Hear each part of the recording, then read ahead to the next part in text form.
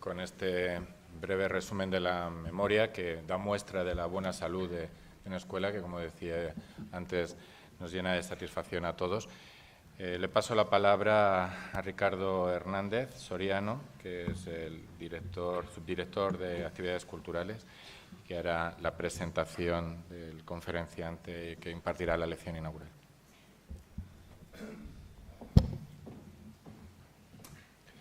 Buenas tardes. El curso en el que nuestra Escuela de Arquitectura cumple 25 años, podemos decir que hoy alcanza la mayoría de edad con la presencia aquí entre nosotros de Rafael Moneo, porque en este cuarto de siglo no ha habido ni un solo día de docencia que no pueda presumir de haberse hecho eco de algunas de las múltiples lecciones de arquitectura que ya desde sus reflexiones, ya desde la emoción de sus espacios, nos han educado, guiado y enriquecido como arquitectos. Es imposible deslindar en Rafael Moneo su triple condición de profesor, pensador, intelectual y arquitecto. En un premio del alcance social y cultural del Príncipe de Asturias de las Artes de 2012, tuvo un emocionado y generoso recuerdo a la situación que entonces atravesaba la profesión de arquitecto. En un premio tan profesional como el Pritzker en el 96, desde su condición de profesor, rescató el concepto de belleza vinculado a la obra de León Battista Alberti. Un discurso académico como el de su ingreso en la Real Academia de Bellas Artes de San Fernando en 2005, a partir de la invención casual de un capitel, reflexionó sobre el concepto de arbitrariedad en la obra de Haydn, de Eisman o de Frank Gehry. Profesor, pensador, arquitecto. Por eso su actitud ante el proyecto es la de encontrar las ideas que la arquitectura pone a nuestro alcance para resolver los problemas específicos de cada caso concreto. Su actitud ante el proyecto es detectar los problemas, jerarquizarlos, tamizarlos a partir de su profundo conocimiento de la disciplina y, a partir de ese momento, obtener soluciones diferenciadas. La disciplina arquitectónica nos provee de los mecanismos necesarios para encontrar respuestas distintas a problemas distintos, porque cada uno tiene su contexto físico y cultural. Por eso los edificios de Moneo están tan fuertemente arraigados en un discurso histórico, cultural y urbano continuos. Es decir, Rafael Moneo, de una misma manera de pensar, es capaz de producir múltiples maneras de construir. Pero también su indiscutible liderazgo intelectual le permite sumergirse en las arquitecturas que se hacen en cualquier lugar del mundo para traducírnoslas y para luego convertirse en sustrato propio que enriquece sus propios proyectos. Y sin embargo, Rafael Moneo cuenta la historia de la arquitectura contemporánea como si él no formase parte de ella. Él interpretó como nadie a Rossi o a Venturi, pero probablemente las mejores páginas de sus libros míticos de los 60 estén escritas en los ayuntamientos de Logroño o de Murcia, un poco posterior. La manera de compatibilizar la gran escala con el respeto a los valores urbanos quizá esté más presente en la Diagonal de Barcelona o en la Catedral de Los Ángeles antes que en las propias obras de Rossi o de Venturi.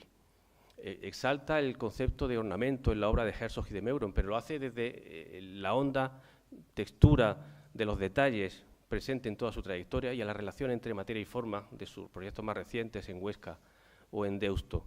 Se encarga de interpretar los mecanismos proyectuales y la arquitectura como libre y desprejuiciada de Renculjas, cuando muchos de sus edificios son deudores de la abstracción escultórica del Cursal o de la libertad geométrica de la Fundación Miró. Y hace un discurso en torno a la evolución en la arquitectura a través de las ampliaciones de la Mezquita de Córdoba, cuando la emoción de la continuidad está en el Banquinter, está en Atocha, está en el Thyssen, está en Guadalupe o está en Cartagena. Por eso tenemos la certeza de que hoy vamos a asistir a una lección magistral más de todas cuantas han alimentado nuestra formación en los últimos 50 años, pero tenemos la esperanza, sobre todo después de conocer que su último libro, La vida de los edificios, incluye el Carmen de la Fundación Rodríguez Acosta, un libro no necesariamente dirigido a un público especializado. Digo que tenemos la esperanza de que sea esta ciudad, al pie de la Alhambra, al pie de su Carmen Blanco, la que le siga provocando reclamos intelectuales y emociones insustituibles. con una sólida formación académica. Rafael Moneo es un conversador inolvidable y une una mágica intuición creativa con una prodigiosa inteligencia crítica. Por eso, nuestro agradecimiento a su presencia hoy aquí lo es por el honor de acogerlo, pero también por su permanente vigilia intelectual, por ser, en cierto modo, responsable de nuestro amor por las ciudades, de hacernos interpretar la contemporaneidad a través de sus obras y sus escritos, y por la capacidad que tiene para hacernos percibir a través de sus obras ese murmullo que parece indicar su fe ciega y su confianza en la gran cantidad de campos que aún quedan por explorar con ayuda de la arquitectura. Muchas gracias, Rafael. Bienvenido.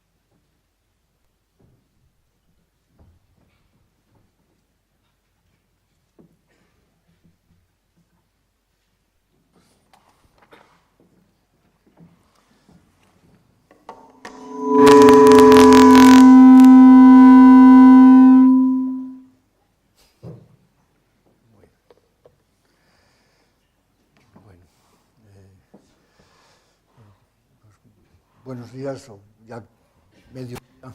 Buenas tardes a todos. Debo comenzar agradeciendo las palabras de Ricardo Hernández y la invitación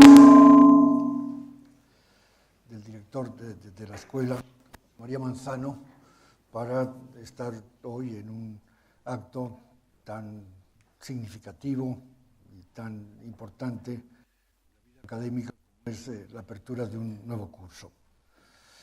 Quisiera también agradecer la presencia del vicerrector de la universidad y quisiera tener un recuerdo especial para Antonio Jiménez Torrecillas, quien mucho me hubiera gustado que hubiera estado presente hoy aquí, y verdaderamente la primera visita esta mañana ha sido a la estación de Alcázar Genil para reconocer una vez más la dimensión de su obra. Así que con este recuerdo, Antonio, comienza esta presentación hoy mía aquí en Granada. Es un viaje. Bueno, esto va a estar todo el rato. No. Espera. ¿Me sirvo de esto? Bueno, suele pasar casi siempre, así que no me asusto. En verdad que era un viaje obligado. No conocí la vieja escuela y sentía curiosidad e interés por conocer la nueva, obra de Víctor López Cotelo, que ciertamente, y por lo que he visto, responde a la calidad que siempre ha tenido su obra. Es una gran satisfacción para mí haber visto esta mañana que la Escuela de Arquitectura de Granada se corresponde con lo que uno espera de Víctor López Cotelo, y es una ocasión continua para los estudiantes de ver dónde está y qué se le pide al oficio de arquitecto. Por otra parte, lo ha dicho también el vicerrector, es una suerte para una ciudad como Granada que su campus universitario y que esta condición de ciudad universitaria coincida físicamente con lo que es la ciudad, contribuyendo a mantener vivo un centro histórico que realmente es tanto mejor así que simplemente dejado en poder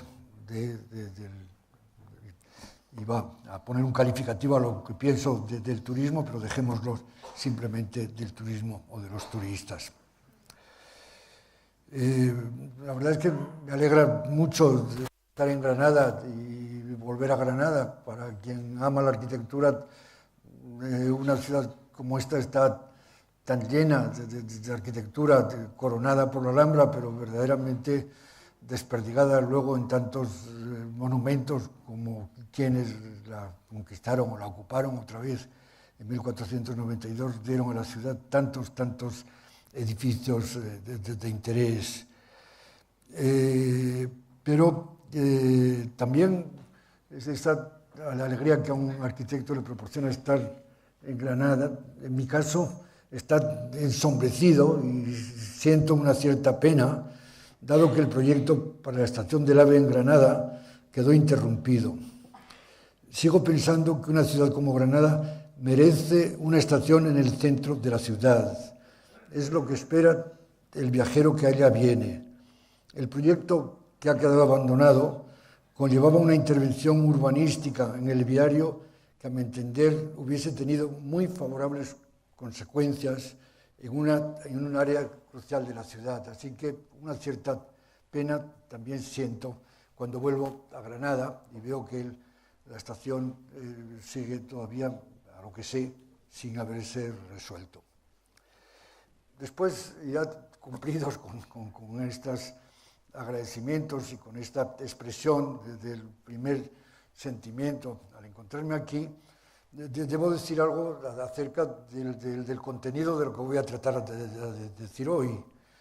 Mi presentación hoy en este acto de inaugurar el curso académico 2018-2019, quiero entenderla como un primer contacto con los estudiantes de la Escuela de Granada. Va dirigida a los estudiantes en el sentido de ofrecer no tanto una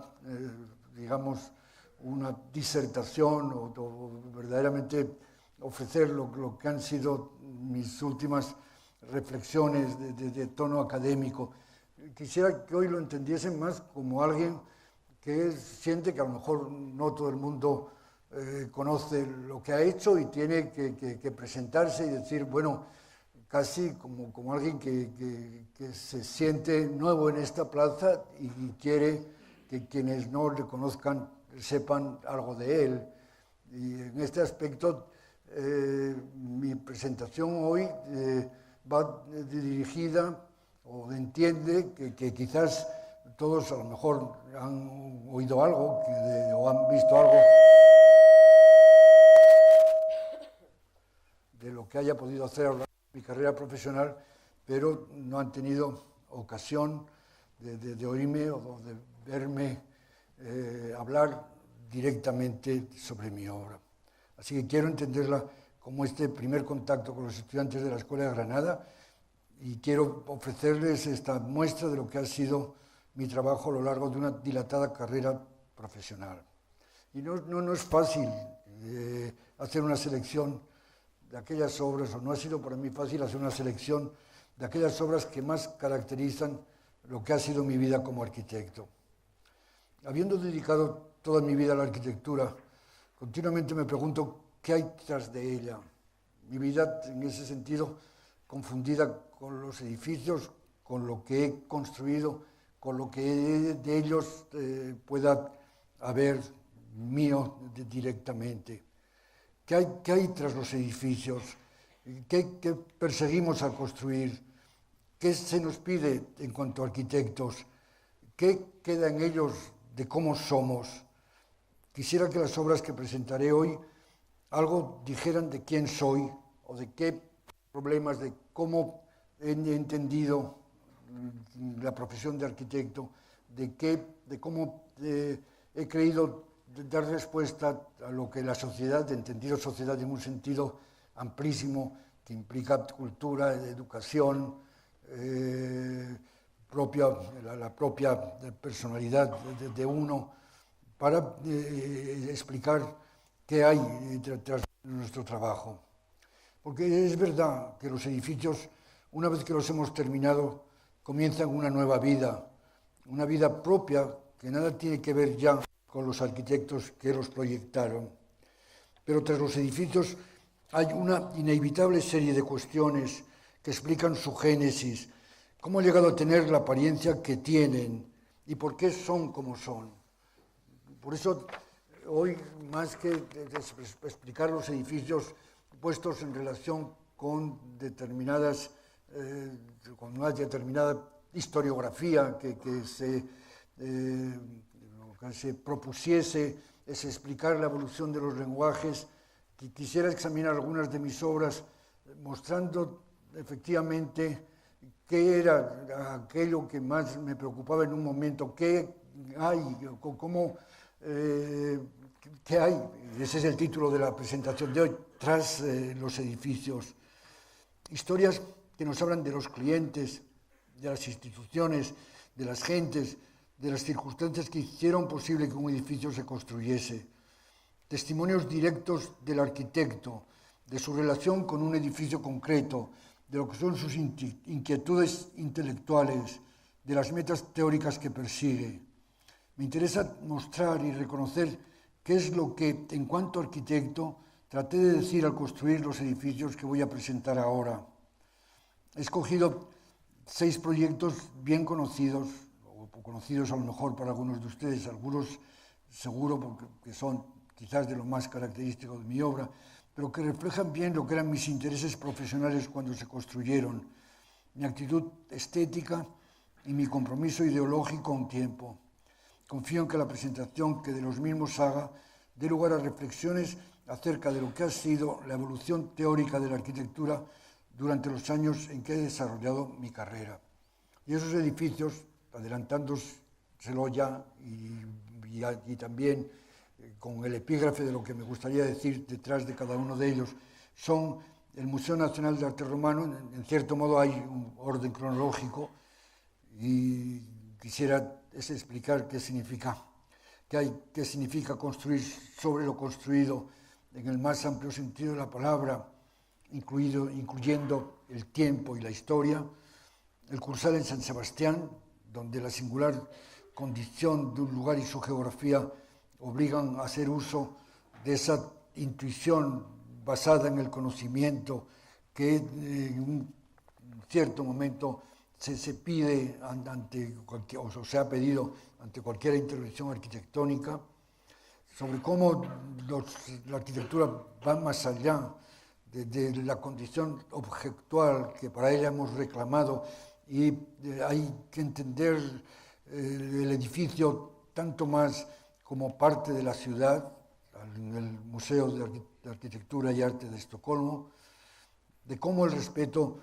a lo preexistente no es óbice para construir sin tener que acudir a referencias estilísticas, y dando pie a explicar lo importante que la noción de lenguaje ha sido en la práctica arquitectónica, al menos hasta ahora, de cómo la ciudad siempre prevalece, y en algunos momentos, eso en el Ayuntamiento de Murcia, de cómo la ciudad siempre prevalece y cuánto se demanda al arquitecto en algunos momentos una respuesta a un problema muy concreto que tan solo desde el conocimiento arquitectónico puede resolverse. El arquitecto como profesional casi del mismo modo que el paciente acude al médico queriendo que dé respuesta a solventar una situación de la que se tiene conciencia, pero de la que no se sabe cómo salir. Y así creo que, y por último, en los laboratorios para la Universidad de Columbia en Nueva York, y por último, una obra más reciente, terminada el año 2011, que es una parroquia en San Sebastián, la parroquia del Yesu, y que plantea este problema difícil y duro, pero que considera cuánto todavía se pide a los arquitectos que den respuesta a los valores simbólicos que algunos edificios siempre han tenido. Y entonces, con estas intenciones, pasaré a hablar de estos proyectos que he mencionado, que quisiera considerasen o los entendiesen como una presentación, sobre todo para todos aquellos que puedan saber menos de lo que ha sido mi trabajo. Pues bueno, pues vamos a empezar entonces. Bueno, el primer proyecto, y verdaderamente por muchas razones, cuando tengo que hablar de mi obra, tengo forzosamente que referirme a Mérida, porque aunque no ha sido o fue la primera, realmente es una obra que ha sido tan crucial en lo que ha sido el desarrollo de mi vida profesional que hay que comenzar con ella. Y posiblemente hay que comenzar recordando dónde está Mérida y recordando cuánto Roma, bueno, pues ocupó en el sentido más literal de la palabra toda la península ibérica, y de esa posición que ocupaba Roma, a la que no era ajena todavía Granada, y que realmente casi hacía entender el sistema de vías que surcaban la península como iniciadas, o teniendo como punto de origen esa Mérida en la que concurrían, con la que la importancia de artesos de esas culturas primitivas y la importancia de esa nueva cultura llegada desde Tarragona en búsqueda de un norte que iba hasta Inglaterra, daba tanta importancia a esa Vía de la Plata. Entonces, ¿qué hay en Mérida? Bueno, lo que a mí me gusta de Mérida, o lo que a mí me interesa de Mérida, es ver cuánto este edificio reconoce algo que pasa en todo el Mérida que están viendo ustedes aquí, y es que en realidad toda esta ciudad se ha construido sobre otra. Cuánto, por más que queramos, casi es imposible olvidar que continuamente estamos construyendo sobre lo construido. En el siglo XIX se pusieron a la vista el anfiteatro y el teatro. Los arqueólogos creyeron que efectivamente en ese solar que ven aquí iban a encontrar algo muy importante, y no llegaron a encontrar el monumento que tuviese el mismo calibre que tienen el teatro y el anfiteatro, pero sí extramuros, la muralla que encerraba la Mérida romana, ahí hay que verla más o menos por la línea que les estoy señalando, sí que encontraron todo un repertorio de construcciones romanas que permitirían... Bueno,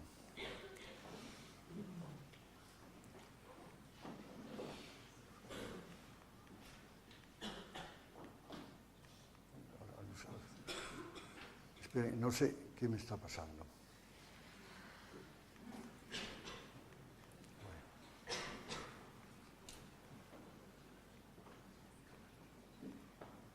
Que permitirían casi explicar todo lo que fue la construcción romana.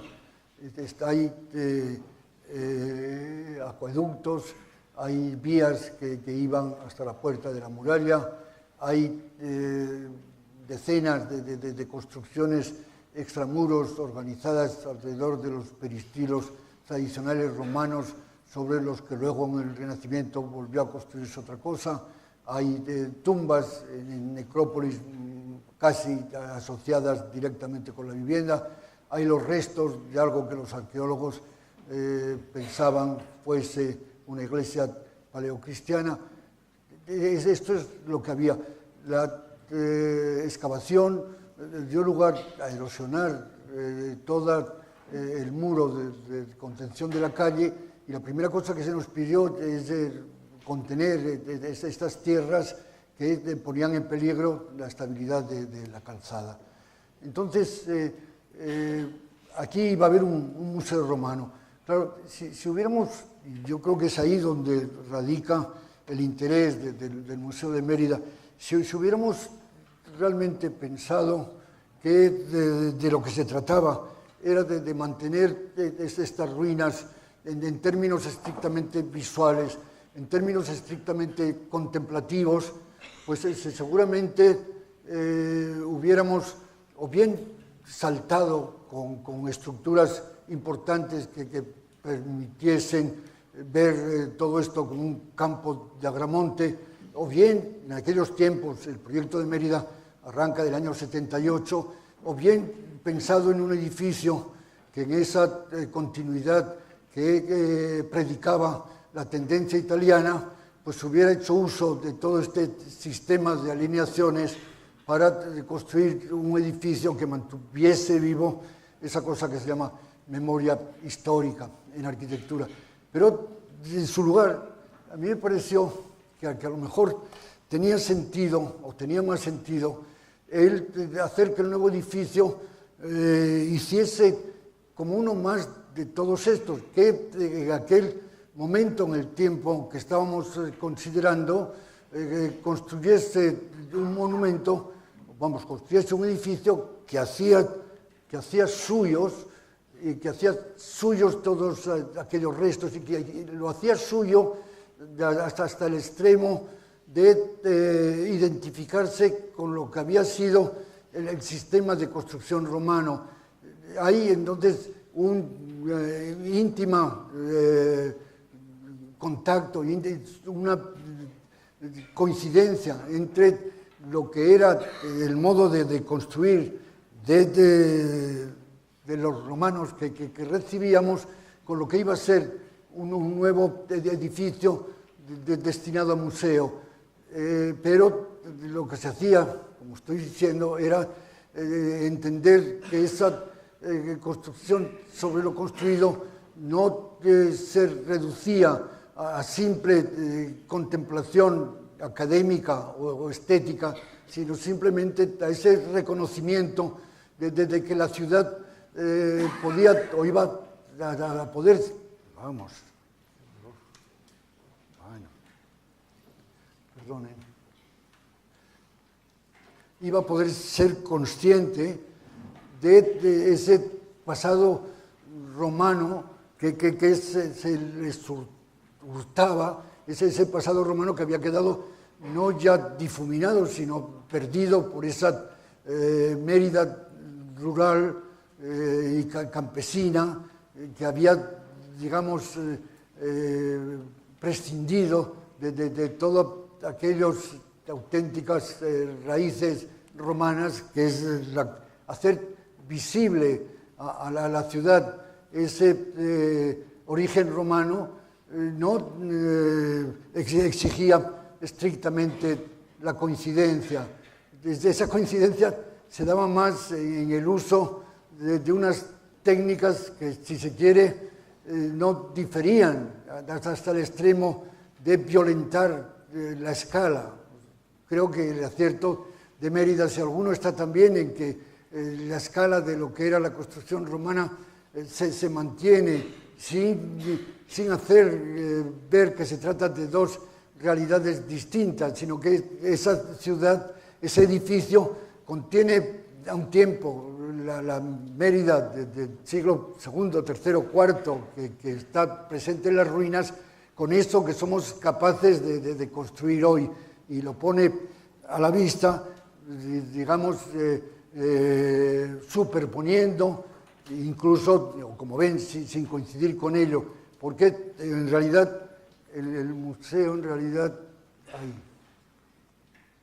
antes ha aparecido un dibujo, el museo en realidad se apoyaba en este sistema constructivo, ese sistema que los romanos han utilizado en almacenes, en atarazanas, ese sistema de muros paralelos que se extiende hasta la mezquita de Córdoba y que de algún modo estaba reconocido en la parcelación de la Mérida actual, de esa Mérida que olvidaba el trazado romano, ese trazado que están viendo ahí. Se superponen entonces el Mérida del siglo XX, modesto, casi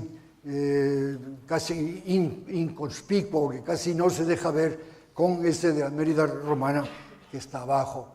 Entonces se funden y se construye del mismo modo que construían los romanos, no teniendo pudor en realmente superponer, en el sentido literal de la palabra, dos edificios en distintos momentos del tiempo. Ahí estamos viendo la iglesia paleocristiana, otra imagen de la iglesia paleocristiana y de ese sistema de muros que se convierte ya un poco sin establecer una escenografía fija, sino más bien una escenografía que se produce cambiante después que la máquina constructiva se ha superpuesto sobre lo existente. Claro, esta naturalidad en ver dos edificios diversos, pero sin embargo coincidiendo en lo que es la construcción y de ahí la escala, es lo que verdaderamente me parece que se acierta en Mérida. Mérida, en ese aspecto, es también un edificio que con un sistema planimétrico muy claro tiene también, se define desde la sección.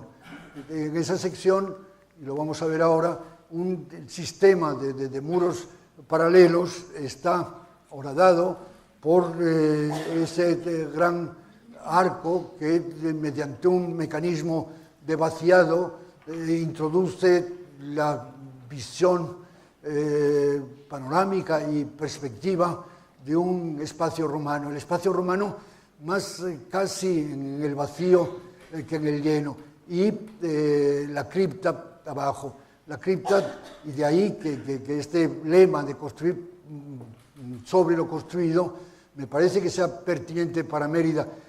Quien vaya a Mérida, yo le recomiendo que no deje de ver la cripta. En cierto modo, el proyecto, como ocurría con tanta arquitectura antigua, estaba dibujado en los cimientos. Son los cimientos desde donde ya se define y se establece lo que será el desarrollo en el tiempo de lo construido. Este dibujo muestra algo que a mí me interesaba y me sigue interesando, y claro que seguramente es más aplicable a la arquitectura antigua que a la arquitectura moderna, que es esta capacidad de poder hacer que un solo dibujo que comprenda, digamos, y defina de una vez todo lo que un edificio puede ser. Axonometría se explica todo lo que el museo tiene, la relación con la calle, ese muro de construcción de que les he hablado, los sistemas de lucenarios bajo la calle. Uno es capaz de entender que esos contrafuertes serían capaces mediante un sistema de minado, prolongarse en el interior del suelo existente, como de hecho ocurre. ¿Cuántos esos muros abandonan toda tentación de extender lo romano hasta la mímica constructiva de sistemas abovedados, y sin embargo utilizan directamente las losas de hormigón? La importancia de la luz cenital, la importancia de una vez establecido ese sistema de muros, de poder ir moviéndose con libertad, estableciendo itinerarios que dan lugar a apoderarse del espacio con mucha más libertad que la que simplemente ofrece la definición de un eje perspectivo. Y ahora casi vamos a hacer una lectura del edificio casi desde esta puerta de entrada. Esta puerta de entrada en la que, digamos, lo que se hace es, si se quiere, reducir la arquitectura romana a lo que han sido los elementos con los que se ha construido. En realidad, el ladrillo de los romanos era la base, las más de las veces, de un aplacado marmóreo, pétreo, donde cuando se podía, y en ese aspecto, haber acudido al ladrillo introduce también este sutil propósito de que el edificio se vea también como una ruina romana. O sea, las ruinas romanas de Roma las ven ustedes las más de las veces solo conteniendo lo que ha sido la osamenta latericia, la osamenta del ladrillo, y falta en ese aspecto casi se construye algo que no es ajeno al recuerdo que uno tiene de lo que es la ruina romana. Se entra desde aquí, donde se insiste en esta importancia de introducir la forma arquitectónica desde la construcción, se da la importancia al museo y se adelanta con una pieza que hoy es una pieza, en su día fue de mármol, hoy es una pieza de resina, la que está, digamos, ocupando ese nicho que adelanta. Llegamos un poco a este punto, entramos ahí, bueno, desde un nivel más alto, dominamos lo que va a ser la visión de la nave. A esa visión de esa nave se llega, bueno, perdón, están los tres mandos tan juntos que es muy difícil dominar. Bueno, desde ese nivel que han visto y que nos ha permitido anticipar lo que va a ser la nave del museo, se desciende por esta rampa, que está ahí. Ese es el punto desde el que han visto la nave, y ahí estamos descendiendo ahí. Aquí se explica algo de lo que va a ser ese sistema constructivo en el que los elementos estructurales son el sistema de muros y los vacíos dan lugar a crear los itinerarios desde los que una visión distinta del espacio se produce, la conexión entre el cuerpo de oficinas y propiamente dedicado al Instituto de Estudios Romanos se cruza mediante esas rampas sobre la calzada romana y se entra entonces en esta nave del museo. El salto se produce ahí y nos encontramos en la nave, en esta nave que es, mediante este mecanismo de excavación, esa especie de ambiguo juego entre lo virtual y lo estrictamente construido que se da ahí. Algunos de todos estos elementos proceden de Mérida. Esta columna también, que indica, asociada a lo que es el canto del corte que define el arco, introduce la medida de lo que fueron las construcciones romanas, el frente, el fondo da pie a aplicar los clípeos y se recogen algunos tocados importantes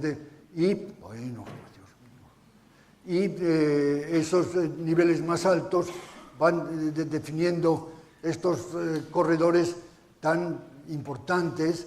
A su vez, que cabe decir que el sistema de muros va dando lugar a clasificar los distintos departamentos y las distintas secciones que el museo tiene, que van desde la cerámica a la numismática, a lo que eran las distintas actividades de la vida romana, a lo que era la religión romana, a lo que eran la vida en las armas romanas. La máquina, entonces, arquitectónica, cabe verse como un soporte que va permitiendo una clasificación de las piezas, que a falta de todo ese mecanismo de forro que dibuje o que llevase a lo que era la construcción romana, se convierte en soporte para las piezas, y se convierte en soporte para las piezas hasta el extremo de poder colgar mosaicos que se contemplan desde estos niveles que dan lugar a esa sensación de visión espacial. Claro, el Museo de Mérida está muy ligado a desvelar ese pasado de la ciudad. En realidad, el museo tiene tanto más valor por proceder todo de un mismo yacimiento. El museo es el museo de la ciudad, no es el museo de un coleccionista, no es el museo de una institución, es un museo de una ciudad que de repente puede ver en su interior, casi, no digo como quien bucea en el océano y con unas gafas le permite descubrir toda una realidad que ya no está presente si no se coloca esas gafas. El museo permite, digamos, como escafandra a los emeritenses ver la Mérida en que han vivido. Pero claro, en términos arquitectónicos, a mí me gusta decir a veces que el museo tiene algo que ver, incluso con la noción de planta libre lecorbusieriana. El museo, si ustedes piensan que este sistema de muros son lo equivalente a lo que es la malla de pilares lecorbusieriana, y luego el modo en que libremente uno se mueve interfiriendo y entrando o creando todos estos espacios, involucrando vacíos y llenos en la creación, nos estamos moviendo con una libertad que ocupa, digamos, esa exagerada altura de las naves y que entonces nos permitiría hablar de alguien que ha aprendido de la lección de planta libre a cómo construir o cómo constituir lo que es la relación entre movimiento y estructura resistente en una arquitectura. Hay algo de un entendimiento de cómo se construye la realidad de un edificio que no es ajeno a esa visión de planta libre moderna, como no lo es tampoco algo de este sentido de frontalidad, de esta frontalidad que está tan presente desde la misma imagen, desde la puerta de entrada. Y como a mí me gustaría también insistir en algo que también me parece tan importante para la arquitectura, que es la elección del material. Lo he dicho otras veces, pero no me importa decirlo una vez más. Este museo no tendría sentido en términos abstractos, pensado en que estos muros podían enjabelgarse, podían enfoscarse, podían ejecutarse en hormigón. La Mérida adquiere su sentido en términos dimensionales desde la elección del material. Son los materiales también los que hay que asociar con esta realidad, con esta tangibilidad de la arquitectura, que hace que efectivamente algunos de los conceptos abstractos que manejamos no sean susceptibles de ser considerados tan solo en abstracto.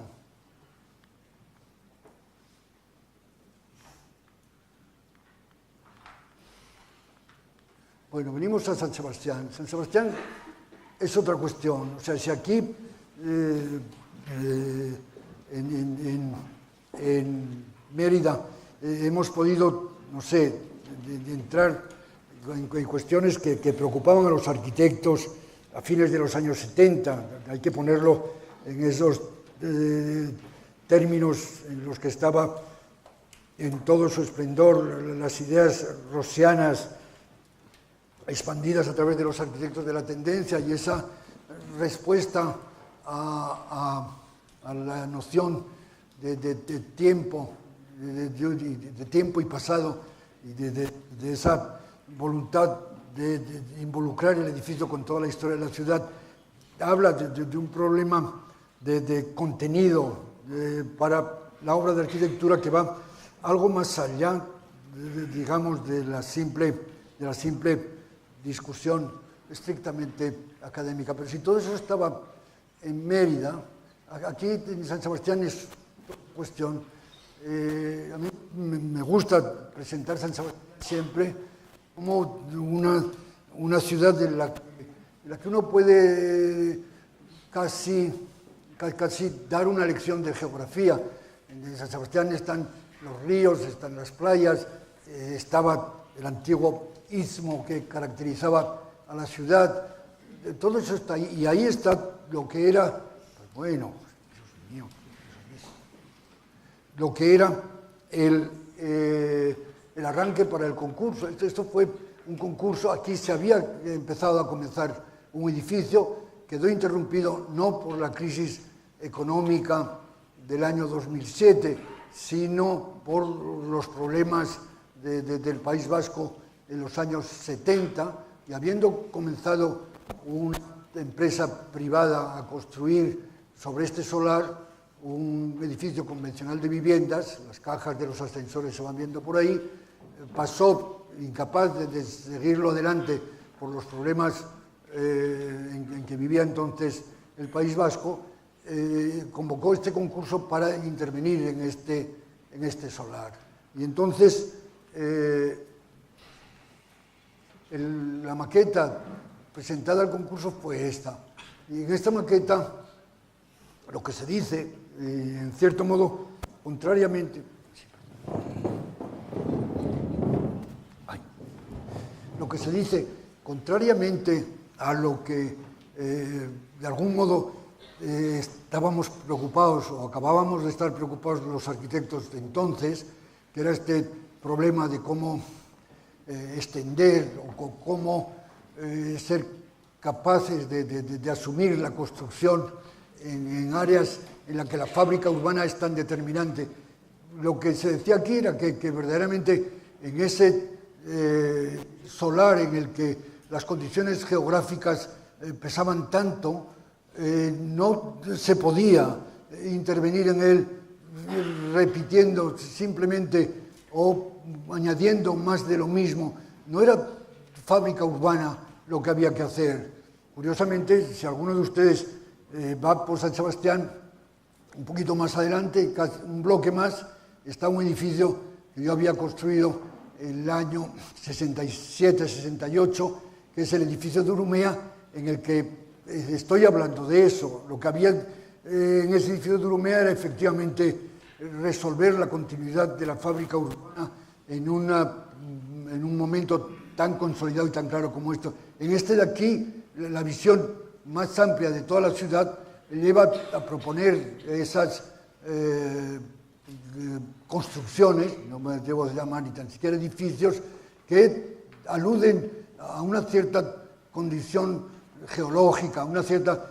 Me estoy resistiendo, quizás en estos últimos tiempos los arquitectos abusamos demasiado de los eslóganes para acabar haciendo claro y para acabar de convertir un concepto más o menos difuso en algo que la gente entienda. Pero no sé si hoy me hubiera atrevido a ofrecer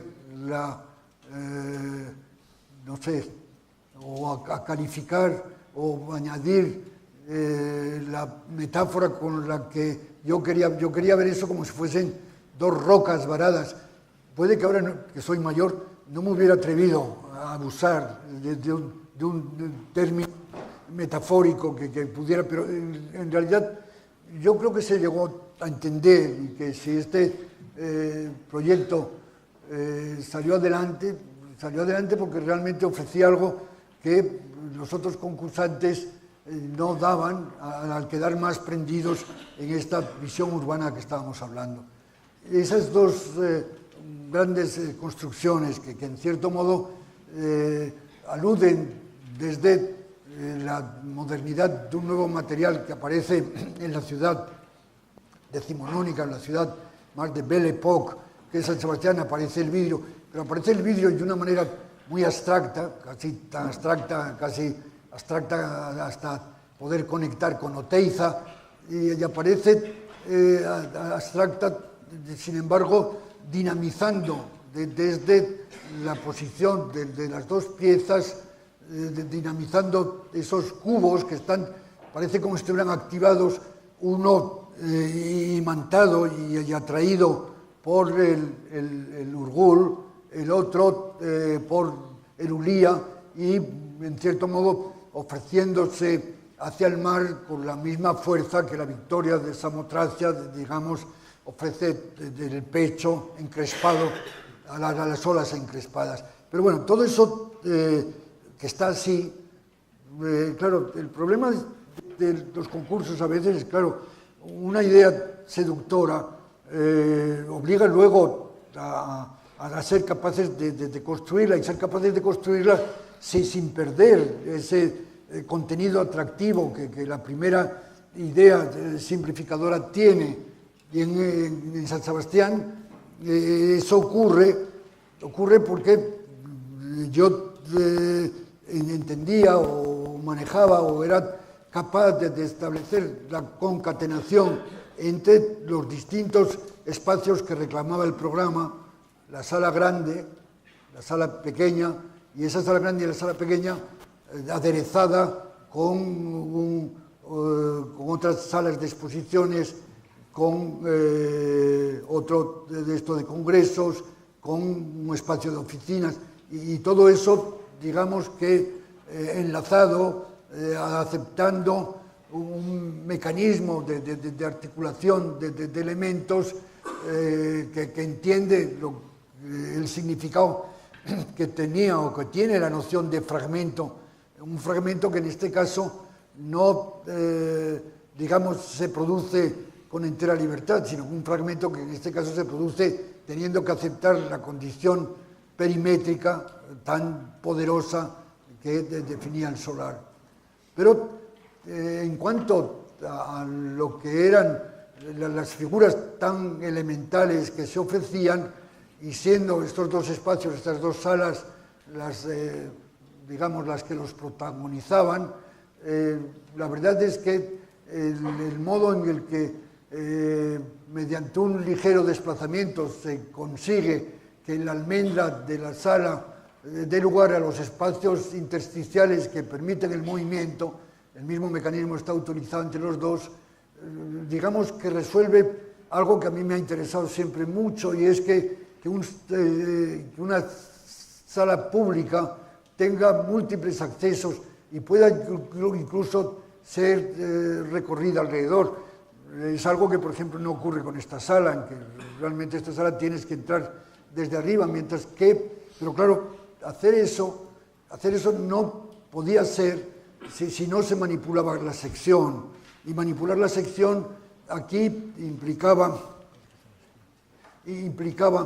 que si este era el nivel de la calle, la escena quedase deprimida, que quedase más abajo, permitiendo entonces la comunicación de los servicios y de todos los camerinos y de todas las salas de ensayo para los dos cubos activados a que me estaba refiriendo algo antes. Entonces, claro, estas plantas tan elementales solo se pueden dar si están también en coincidencia con la sección. Claro, a mí me interesa, volviendo lo que hay tras los edificios, tras de este edificio efectivamente había mucho riesgo. Claro, entonces, bueno, ahora adelante con construir esto, pero construir esto supone ser capaz de moverse con esa libertad y esa tanto mayor sofisticación en la sección que dé lugar a esa continuidad de espacios de que estábamos hablando. Esta maqueta vuelve otra vez a repetir, pero en términos tridimensionales, lo que les he enseñado en Mérida. Esta maqueta en realidad enseña todo lo que hay que hacer, enseña muy claramente que la configuración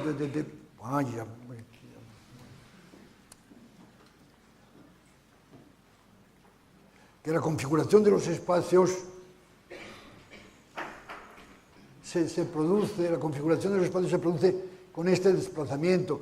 Ese desplazamiento que da lugar a que desde el acceso nos sintamos atraídos por este mecanismo de escaleras casi barroco, ese que también permite algo que yo creo que es muy importante, que es esta condición un poquito celebratoria en el sentido de decir, bueno, yo no voy a ocupar esa localidad en el anfiteatro sin sentirme a gusto y contento de estar participando con los otros.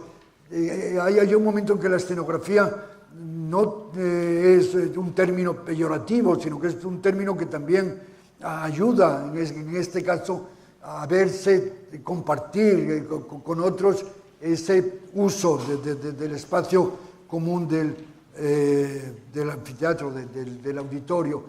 La maqueta expone muy claramente lo que había que hacer. Bueno, construimos este almendra, pero es preciso un caparazón y ese caparazón, en este caso, es una estructura metálica compleja, pero no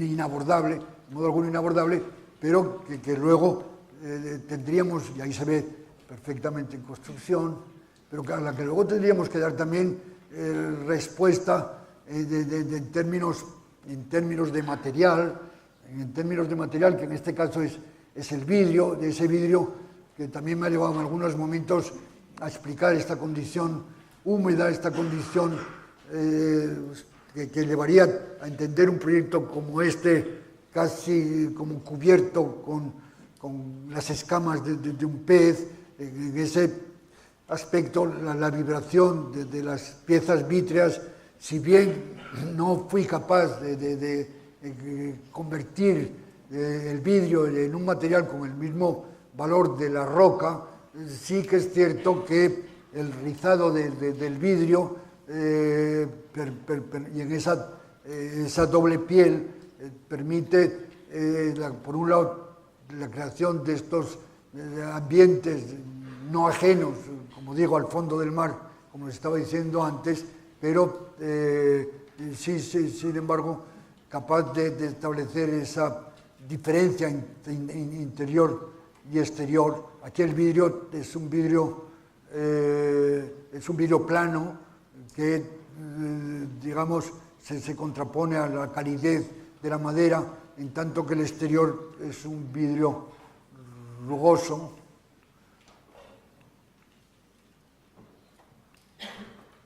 Los interiores, el exterior tan importante, hombre, el edificio indudablemente también reconoce una cierta deuda con la condición doble de las dos salas de la ópera de Sydney.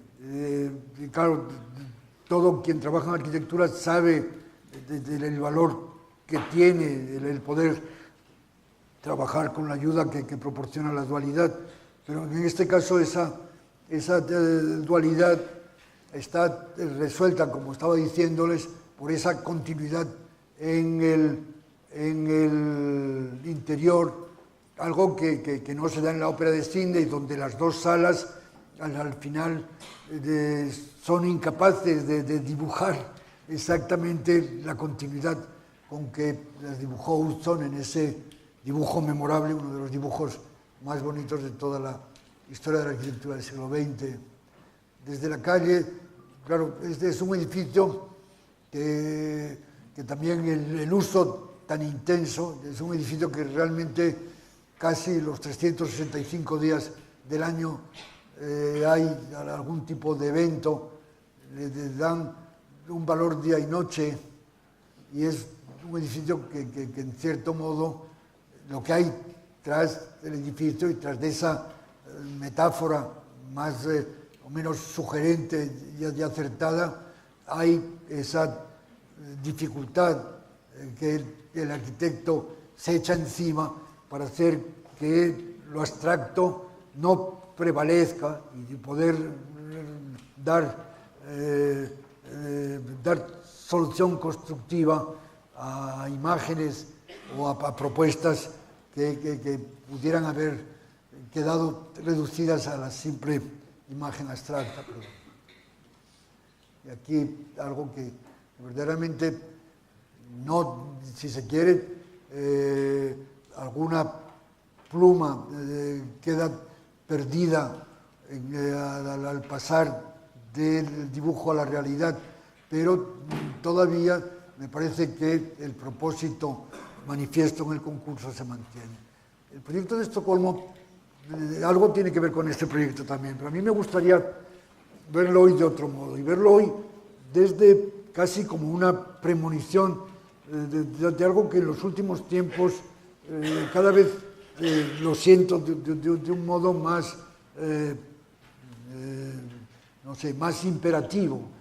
Cada vez creo que hemos abusado tanto de hablar del edificio como objeto, en este afán de artistizar y de dar a la obra de arquitectura casi el valor que tiene un cuadro, los críticos y los teóricos de la arquitectura hemos abusado, y cuántas veces habrán oído presentar proyectos hablando de que es esa condición de objeto, lo que se busca y lo que se pretende. Y sin embargo yo creo que cada vez más, a mí me cuesta ver que un edificio es objetuable. Un edificio al final se pierde en la ciudad. Al final quisiera ver más y más los edificios que me toca hacer o que construyo como algo que me lleva a pensar que lo que estoy haciendo es hacer una parte de la ciudad.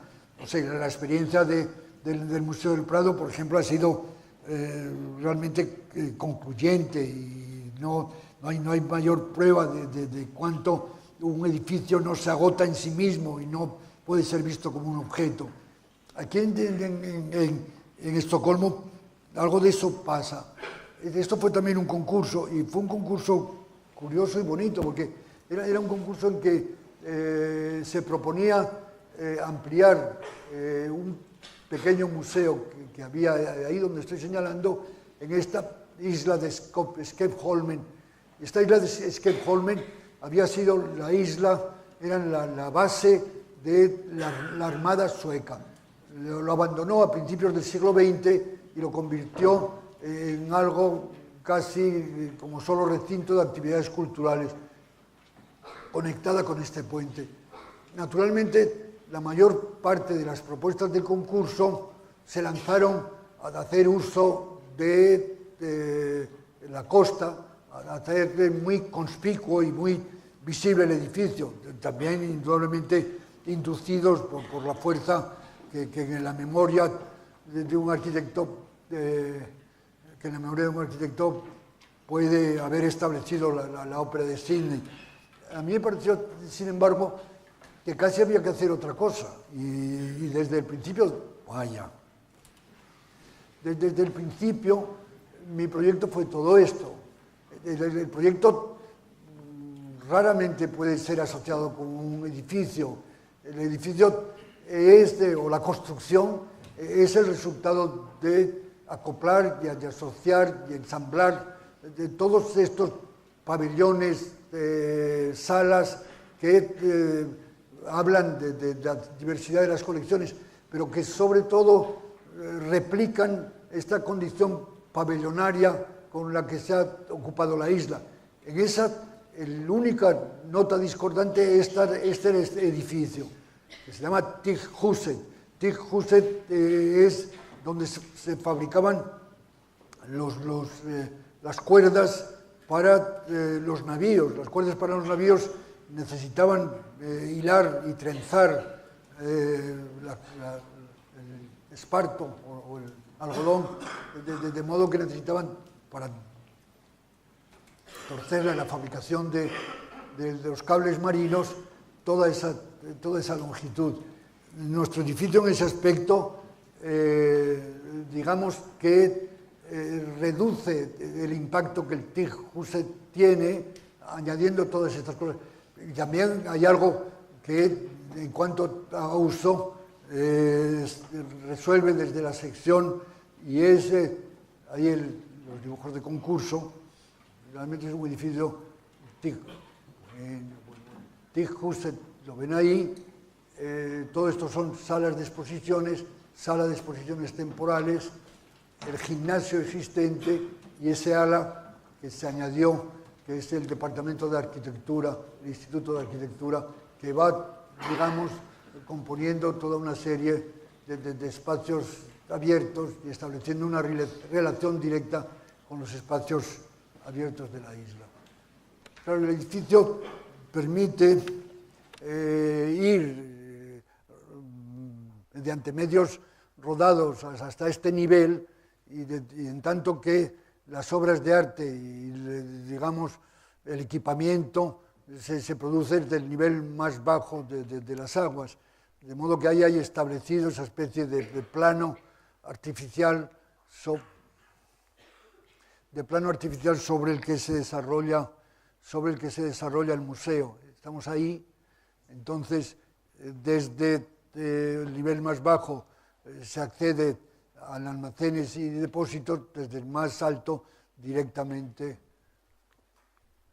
Y estos lucernarios que ya se habían, o ya había experimentado en algún otro momento, curiosamente, cuando yo dibujo estas salas para el curso, estaba dibujando los lucernarios para Thyssen, en cierto modo casi el papel transparente en el que estaba dibujado Thyssen dio nacimiento a esta serie de salas que funcionan como si las salas enteras fueran lámparas que, captando la luz desde arriba, digamos, la difunden sobre las paredes y permiten la asociación que han visto antes.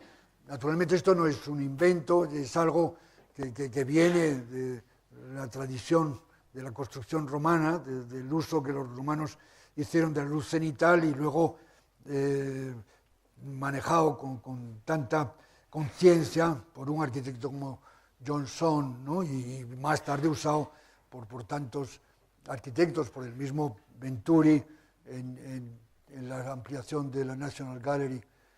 Claro, hasta cierto punto, este museo, en cierto sentido, está muy en la antítesis de lo que es el Guggenheim en Bilbao. El Guggenheim en Bilbao, digamos que atrae y se convierte en ombligo y centro de la ciudad. La ciudad, digamos, se ve atraída. Aquí es desde el museo desde donde la ciudad se ve, desde donde la ciudad, digamos, donde el ciudadano puede disfrutar o reconocer lo que tiene de hermoso la ciudad. Este espacio público del café, convertido quizás en uno de los espacios más importantes. Aquí un ejercicio, si se quiere, casi de entretenimiento profesional en recrear y trabajar con los elementos lingüísticos del modernismo de los años 30, casi como si esto fuese una obra reproducida en una revista europea de 1930 y tantos. Aquí el museo con nieve. Y aquí pasamos ahora, entonces, está bien que haya señalado esta resistencia a ver los edificios como objetos, y venimos a otra cuestión también tan importante y tan interesante, incluso en una ciudad como Granada, en la que la arquitectura antigua tiene tanta presencia. La plaza del Ayuntamiento de Murcia estaba, digamos, y está dominada por dos edificios, por el edificio de la Catedral, 1723, por el edificio del Palacio del Cardenal Belluga. Todo se había convertido en una cosa, si se quiere, provinciana, en el mejor y peor sentido de la palabra. Aquí había una fuente con unos urinarios y con unos servicios públicos debajo. Todos estos árboles, digamos, responden a lo que era la idea de la ciudad en la primera mitad del siglo XX, y aquí ahora se produce este vacío frente a la catedral, donde el ayuntamiento, que está volcado hacia el río y que no se asoma a esta plaza, convertida en la plaza más importante de la ciudad, tiene que hacer acto de presencia. Claro, estamos ante un problema aquí, la plaza, también la catedral, en este continuo crecer de los pavimentos de las ciudades. La entrada de la catedral ha quedado deprimida, más aún porque les he dicho, aquí debajo están puestos esos aseos a los que me estaba refiriendo ahora. Y es allí donde hay que construir algo. Todas estas casas modestas, pero realmente entrañables, de la burguesía de principios del siglo XX. Y entonces la plaza, yo me imagino que la plaza tenía todos los ingredientes para ser una plaza que respondiese a lo que eran las imágenes de las plazas barrocas que nos ha dejado Piranesi. Yo digo, bueno, lo que a lo mejor le apetece a Murcia es que esa plaza que tiene esos jardincillos ponga en valor estos edificios, sea capaz de prescindir de esa glorieta, e invertir los términos de los niveles que antes llevaban las aguas a la catedral y que ahora llevan las aguas a ese punto, de manera que desde el Palacio Episcopal se baja y desde el Palacio Episcopal ligeramente se sube, ya dejando el acceso a la catedral otra vez como me parecía más digno. Y ahí se ve bien de qué se trata y de qué se trata.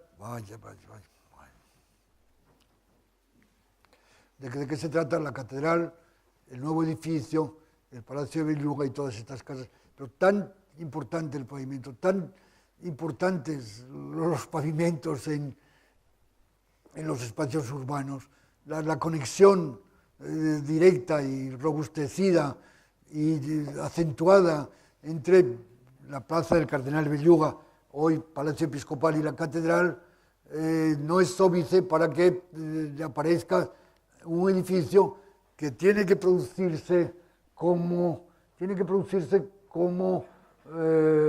contrapunto de la fachada barroca de la catedral. Pero producirse mediante la fachada barroca de la catedral, lo que a mí me parece que era obligado era realmente aceptar un material pétreo, un material no reflectante, un material que entendiese bien la fuerza de las alineaciones por un lado y también de las alturas por otro.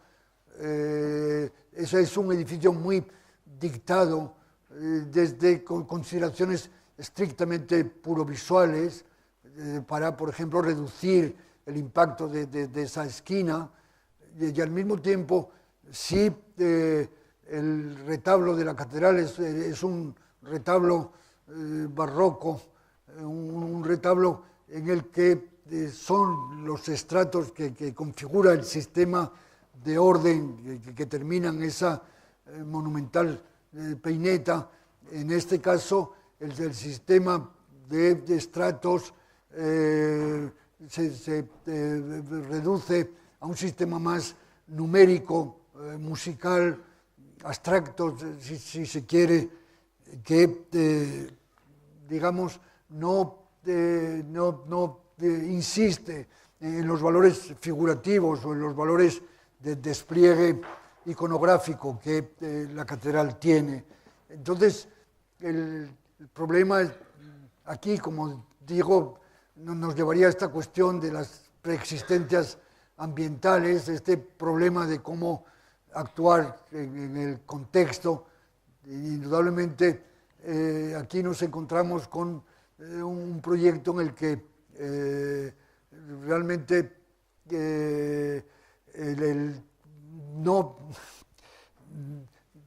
curiosamente, este proyecto, el ajuste visual, lo hemos tenido que hacer más con todos estos otros que con la catedral. La catedral y este edificio nunca se ven al mismo tiempo. Tienen en común esa estructura que uno, sin darse cuenta, reconoce como no ajena, pero no hace ninguna alusión lingüística.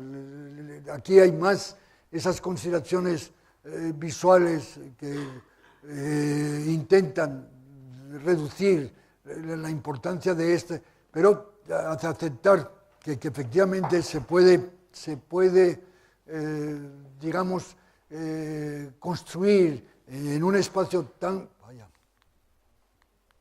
en un espacio tan calificado como este, tan calificado como este en términos históricos, se puede construir sin aludir a los lenguajes históricos. Como digo, aquí hay más esas otras consideraciones numéricas, musicales, si se quiere hasta cierto punto simbólicas. El balcón del alcalde está puesto al mismo nivel que el balcón del obispo, pero el acceso a la plaza también, yo creo que parte del acierto de este edificio es también no haber hecho acto de presencia con una puerta. El edificio directamente alude a la catedral, pero asumiendo ese papel, si se quiere, de segundo orden. Claro, naturalmente estas cosas que parece que son fruto, bueno, pues más o menos son o han sido objeto de una introspección, de una reflexión formal. Dense cuenta que aquí casi se está insistiendo en lo mismo. Hay que ir muy atrás para ver de dónde pronto se adquiere conciencia de lo que va a ser, pero se va refinando hasta llegar al final. La puerta de entrada se produce en conexión con la ciudad, no compitiendo, en ese sentido reconociendo, digamos, el valor ya establecido por la arquitectura de la iglesia, la importancia de este patio inferior, que ahora simplemente recuerda lo que era el trazado del edificio que se demolió aquí. Esa esquina es la esquina que corresponde al actual ayuntamiento. Aquí este es el balcón. Vaya. Este es el balcón. Ese balcón, a mí me gusta ver también este proyecto pensando que desde las cotas altas permite ver con tanta dignidad toda la ciudad. Al final el filtro de este sistema de columnas permite, digamos, levantar la autoestima de los murcianos ante todo lo que se les ofrece. Todo aparece, en cierto modo, mejorado con la presencia. Y esta es la última. Bueno, vamos a ver ahora, nos quedan dos, vamos a tratar de, si me dan ustedes 15 minutos, en 15 minutos resolvemos. ¿Qué hora es? Las 2. En 15 minutos no me extiendo más. Este sería más largo. Este en realidad es un proyecto en el que yo creo que lo que la institución en este momento pide, la institución de Columbia, es que el arquitecto resuelva un problema que solo en términos profesionales se puede resolver, en términos profesionales que van más allá incluso de la oferta de un edificio que tenga incluso más valor mediático. Yo fui seleccionado aquí en un proceso de selección tan frecuente en las instituciones americanas, que se entrevistan con 6, 7 arquitectos, y de esa interview y del conocimiento de lo que cada uno puede ofrecer les lleva a tomar la decisión. Claro, naturalmente Columbia hubiera podido aspirar a cualquier arquitecto. Yo creo que si en parte su elección recayó en mí fue por confiar en que yo iba a responder de un modo más preciso al problema arquitectónico que se me ofrecía que otro que realmente quisiera simplemente disfrutar de lo efímero que todo lo nuevo tiene en un determinado momento, si alcanza un determinado nivel de calidad. Si no lo alcanza, todavía peor. Pero a mí me parece que interesa la interpretación. Este es un dibujo de McKinley and White. Ay, bueno, esto es horrible.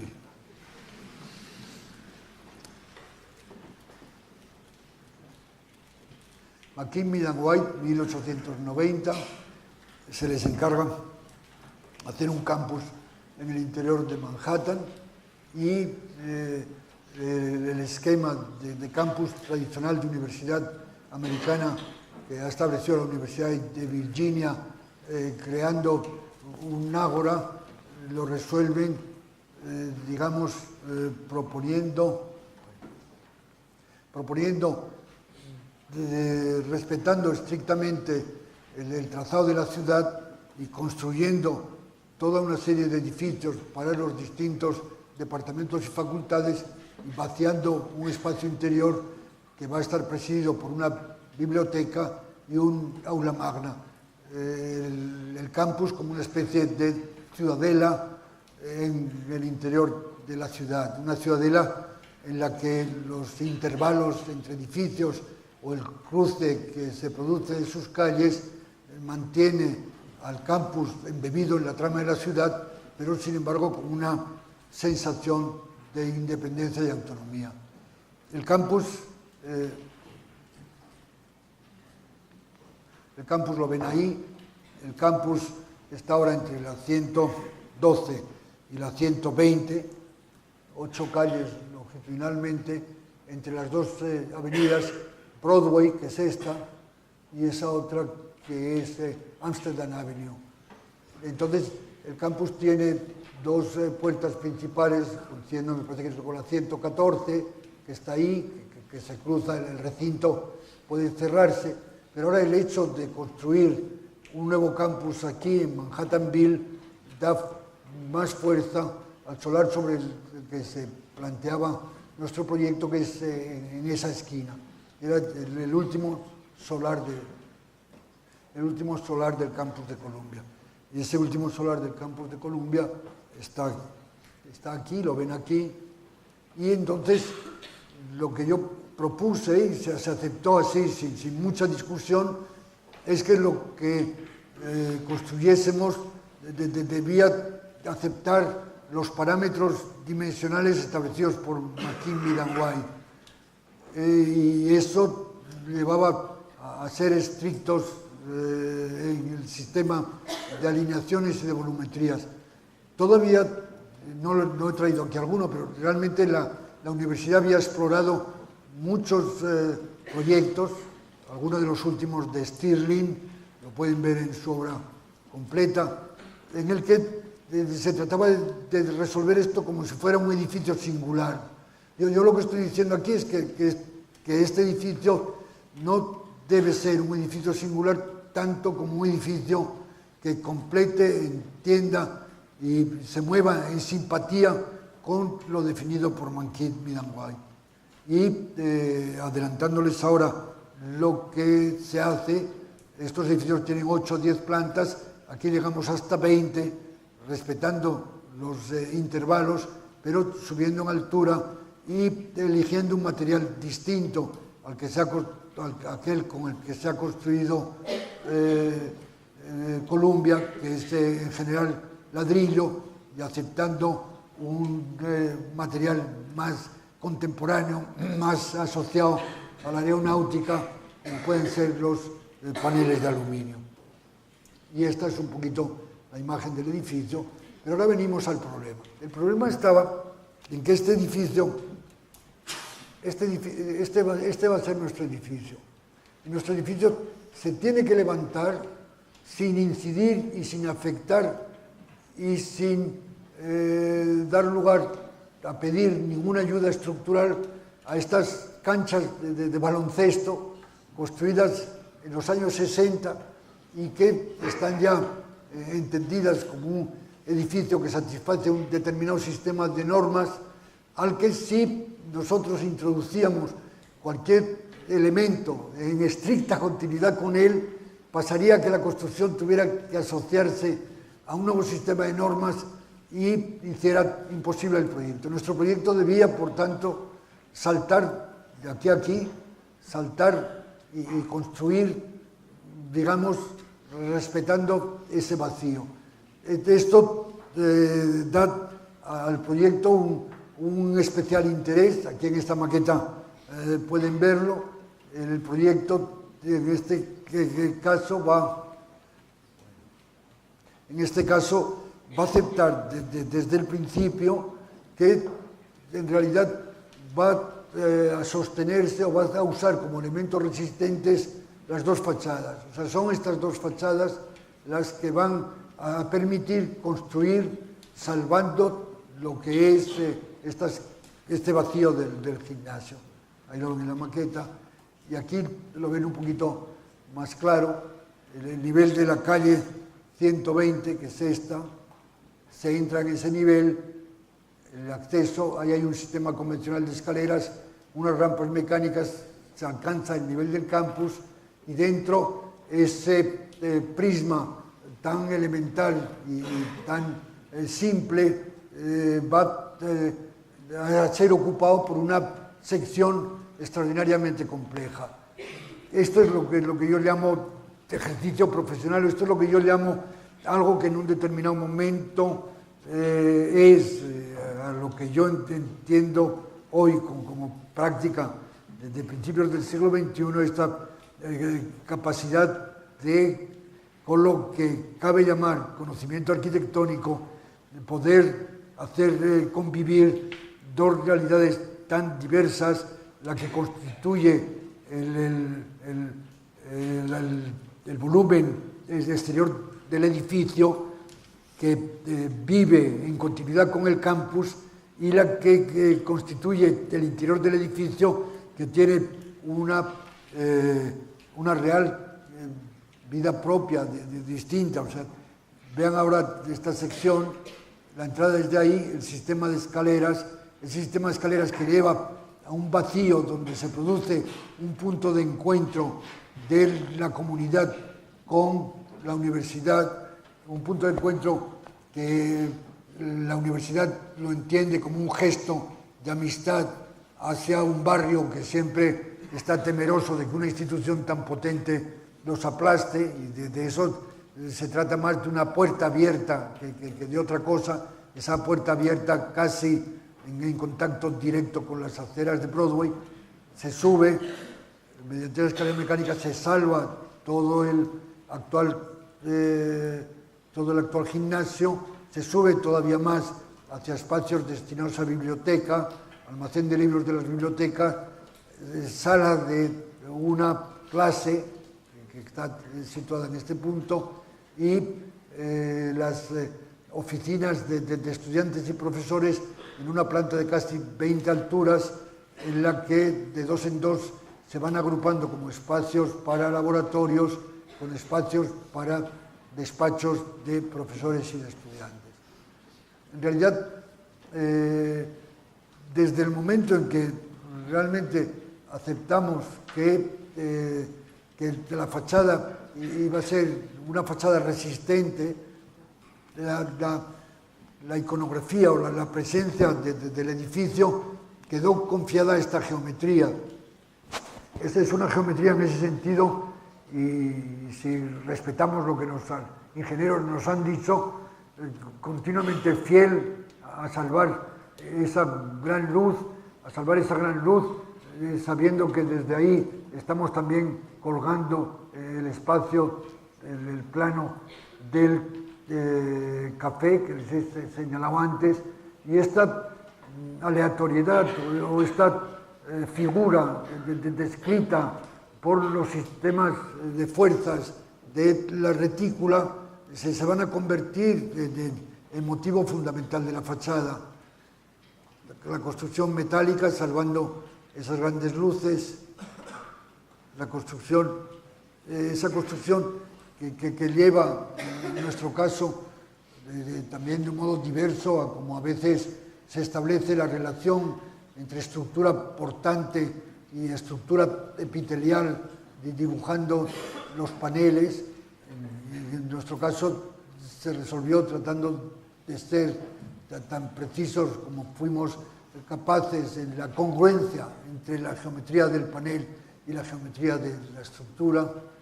Aquí en esta imagen aparece mi hija Belén Feducci, que desde su estudio Oneo Brock en Nueva York hizo la gestión de la dirección de obra, los paneles prefabricados de aluminio, que con esas aletas también resuelve el problema de aislamiento requerido con las sombras proyectadas favorables para reducir el impacto solar. La gran ventana sobre Broadway, el gimnasio lo tenemos ahí, las ventanas de la biblioteca y estos empanelados que a veces se resuelven de modo completamente ciego, a veces se resuelven permitiendo la ventilación, a veces cuando no hay elementos diagonales se convierten en ventanas horizontales que permiten sentir a los científicos que están dentro de una ciudad como Manhattan. Esta sección de esa doble altura que les estaba explicando, las 22 plantas que el edificio tiene, el gimnasio y los laboratorios, son laboratorios de biología y física, y esos laboratorios permiten, dada la altura que necesitan, esta división en dos niveles de oficinas para los estudiantes y para los profesores, creando ese ambiente de vida propia, colegial para cada uno de los laboratorios. Aquí estamos ahora, el edificio prácticamente no tiene puerta, se entra a través de esa hendidura que produce el ligero alzamiento del sólido que define la posición que tiene el café que les estaba señalando antes. Aquí estaríamos en la planta baja, la planta de la 120 a nivel. La 120 a nivel se resuelve la entrada al gimnasio, la entrada a los laboratorios y al campus a través de esa escalera. La entrada se produce ahí, la entrada al laboratorio, los espacios intersticiales, esos espacios intersticiales que luego dan lugar a esta ambigüedad de los encuentros que permite entender este edificio como un edificio mucho más libre en su lectura horizontal de lo que pueda parecer. Aquí estamos ahora, ahí ven, a la espalda tenemos el gimnasio. Naturalmente los núcleos de comunicaciones verticales no podían pasar desde esta línea, que están viéndolo ahí. La subida desde estas escaleras lleva ahí, prácticamente está uno tocando con la mano Broadway, café que está siempre extraordinariamente concurrido, y la subida desde aquí al campus, ese es el nivel del campus. Entre el campus y Broadway, perdón, había, a 120 y Broadway había más de 10 metros de altura. Desde ahí habríamos subido mediante estas escaleras mecánicas. Estamos en el nivel del campus. En ese nivel del campus, la biblioteca y estos espacios de la biblioteca.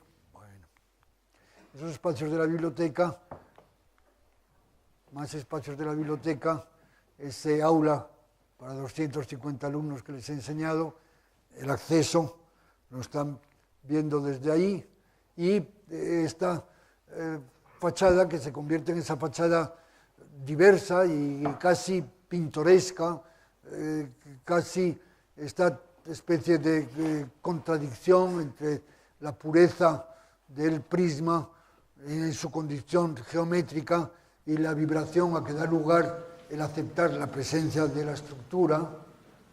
Ese encuentro que me permite decir que extiende superficialmente y da lugar a esa conectividad deseada entre los distintos edificios y departamentos, este material, digamos, más moderno, más ligado a un mundo industrial, que a ese mundo todavía artesano de Nueva York a principios del siglo XX, y aquí esa vibración en el edificio es así. Esta foto es bastante justa a propósito de cómo el edificio se nos presenta.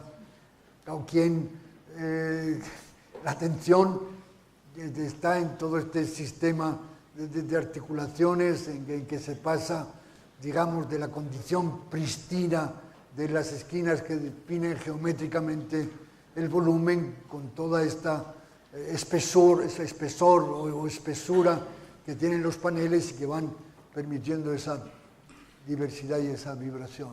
Bueno, un proyecto, por tanto, que a mí me gusta ver como extraordinariamente, no me atrevería a decir, es casi un contrapunto al que vamos a ver ahora. Es un proyecto que en cierto modo es muy eficientista, muy pragmático, muy funcional en el sentido de ganar los metros cuadrados y hacer habitable ese prisma para todos los espacios que los laboratorios requerían. De todo lo contrario de lo que va a aparecer en este proyecto de San Sebastián, que es un proyecto en el que todavía a los arquitectos se nos pide también en algunos momentos que prolonguemos lo que la arquitectura ha tenido de ser capaz de asumir las obligaciones simbólicas que en el pasado se ha dado a los edificios. Hoy es muy difícil pensar en un edificio con contenido simbólico y muchas veces es tan artificioso el modo en el que se produce la condición de potencia iconográfica que, digamos, permita y raramente un edificio corporativo se transforma en símbolo, por mucho que la arquitectura simbólica casi puede decirse que ha desaparecido a los albores del siglo XXI, pero todavía hay instituciones, y en este caso todavía una parroquia próxima, una parroquia ligada a lo que es una parroquia en España, que reclama no perder, o que por lo menos pide al arquitecto que no se pierdan esos valores simbólicos que la Iglesia ha tenido y que uno trate de asociar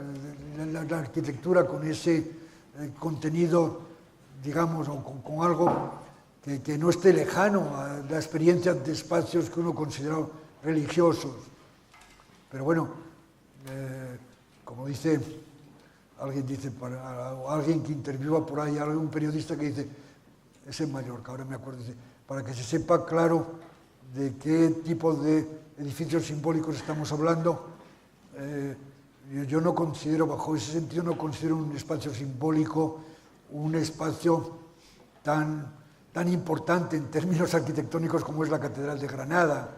La Catedral de Granada es un edificio de extraordinario valor arquitectónico, pero yo diría que no se trata de un espacio que proporcione una experiencia religiosa o una experiencia que pueda asumirse, que tiene algo que ver con lo religioso, solo asumiendo que de lo religioso queda solo lo institucional asociado al poder, uno puede entender como simbólico el espacio de la Catedral de Granada. Pero esto para que se entienda rápidamente a dónde vamos.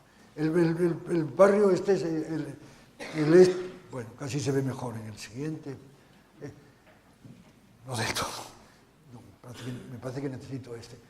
Este es un barrio en el último meandro del Urumea y es un barrio para clase media alta, pero muy convencional. Un barrio con esas manzanas más o menos cuadradas que se extiende a lo largo de una avenida.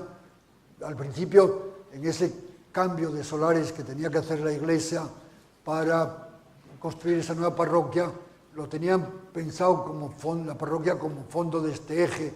Yo me resistí y preferí que el suelo que nos diesen estuviese asociado con un pequeño parque que hay aquí y que hasta cierto punto la iglesia no se asociase con un eje y que quedase marginada relativamente a lo que son las vías de acceso.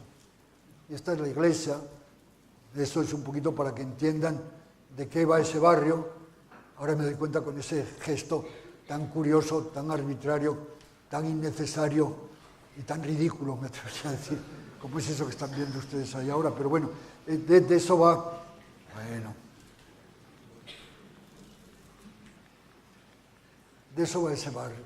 Entonces esta iglesia, a mí me venía después de haber hecho la Catedral de Los Ángeles, la Catedral de Los Ángeles con una escala que hacía muy difícil llegar a la situación de un espacio que permitiese entenderse más como ámbito en el que alguien que quiere tener esa sensación de intimidad que permite el aislamiento, que al final parece estar asociado con esa experiencia de los espacios religiosos.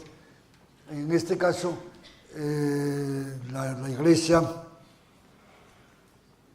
digamos, se sitúa, esta es la vía de entrada, y esa vía de entrada da lugar a que se organice un patio, se organice un nártex, se organicen unos servicios parroquiales y la iglesia se estructure como esa especie de esquema de planta en cruz, más próxima casi a las arquitecturas bizantinas, a la arquitectura de Ravenna, más que a la arquitectura procesional, y en esa cruz girada, el nártex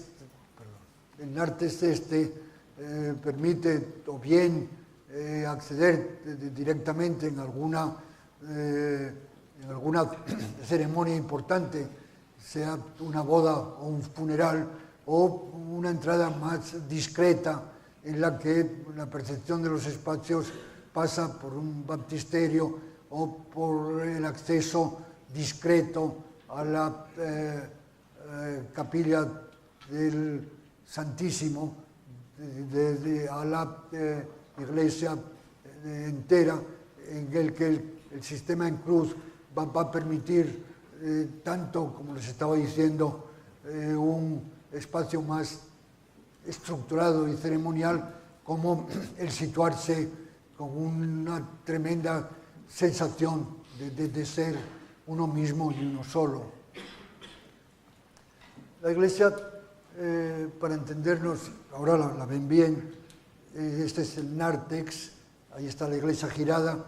Siempre me ha interesado esta cuestión de la orientación de las iglesias, por más que sea un aspecto completamente arbitrario, pero esta sensación de que las iglesias en sus primeros años valoraban tanto la orientación como un modo de reconocer su dependencia, sea de Roma o de Jerusalén, justifica ese giro, ven el patio y adelanta un poco lo que la iglesia va a ser, porque la iglesia va a adquirir toda, digamos, su condición espacial desde el techo.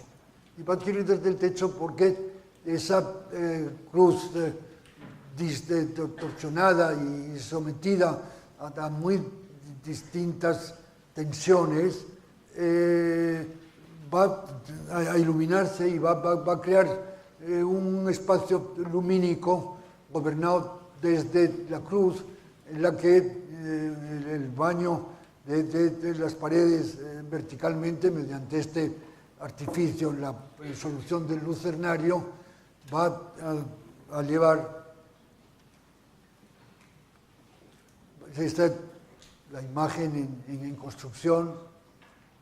A veces uno se sorprende la confianza que a veces tienen los clientes en uno. Cuando uno se encuentra con que la iglesia a medio hacer es eso, realmente no puede uno por menos de sentirse un tanto asustado. Realmente qué confianza a veces en un arquitecto para pensar que ese vacío va a poder transformarse en algo que, como os digo, cree todo este aura que proporciona el sistema de lucernarios que han visto antes, sistema de lucernarios que uno puede asociar, qué sé yo, con un artista como James Turrell. Y aquí la iglesia que al final, esta iglesia se ha podido hacer también porque ha tenido un cliente excepcional, un párroco realmente que quería que la iglesia recogiese lo que él entendía como lo más valioso de una vida espiritual, que para él no era ajena a los artistas vascos como Oteiza y Chillida, o el autor del retablo, que verdaderamente en ese aspecto la ayuda de alguien con tanta fe en la condición intangible y no iconográfica. Casi puede decirse que no es por... Perdón, vaya. No es por casualidad que realmente la imagen con más potencia iconográfica sea el órgano. En cierto modo, el párroco cree que es cuando la iglesia está inundada también por el sonido que uno asocia con el gregoriano y con Bach, es lo que verdaderamente... Y, bueno, claro, la iglesia no, en este aspecto no quiere tener que ver, digamos, quiere tener que ver con esa sensación no sé, es posible, y no sé si es una fantasía también de los arquitectos, es posible asociar esas experiencias espaciales a estado de ánimo.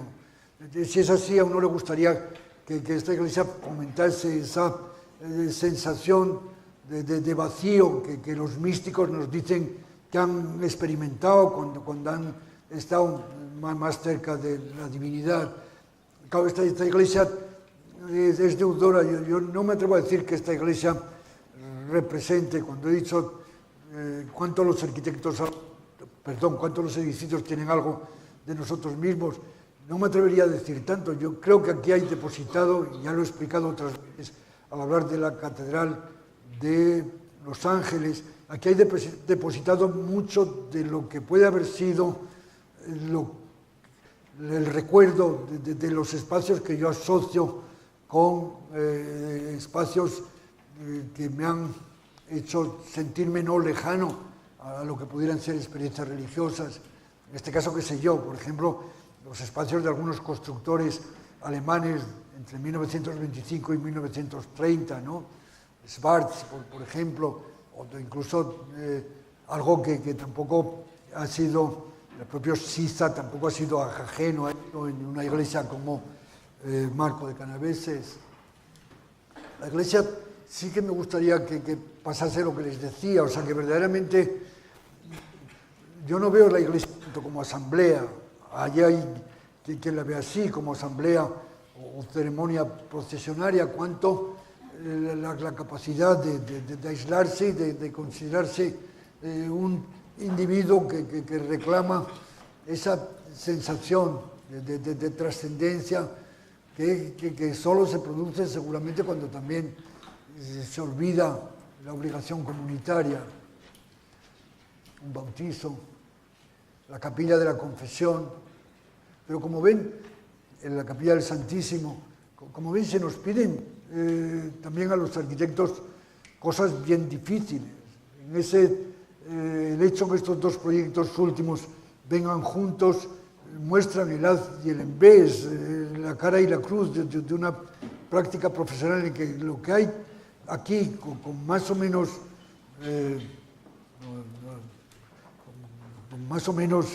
sensación de haberlo logrado es ese deseo de haber dado a mi cliente de ese tipo de espacio que a mí me parece que él perseguía y al que yo hubiera querido contribuir desde lo que sé en cuanto a arquitecto.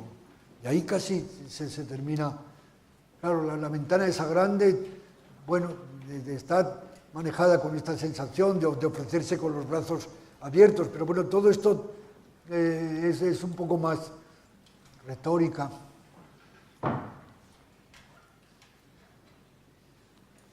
Me parece que esta es la última.